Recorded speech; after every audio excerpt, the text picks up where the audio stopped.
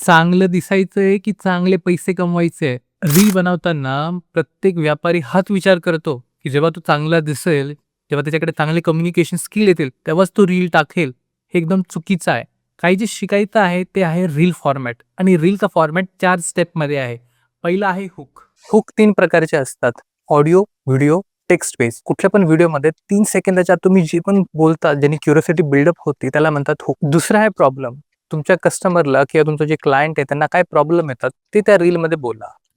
तिसरं आहे सोल्युशन. तुम्ही प्रॉब्लेम बोललात तर तुमच्याकडे काय सोल्युशन आहे त्या व्हिडिओसाठी ते तुम्हाला बोलायचं आहे.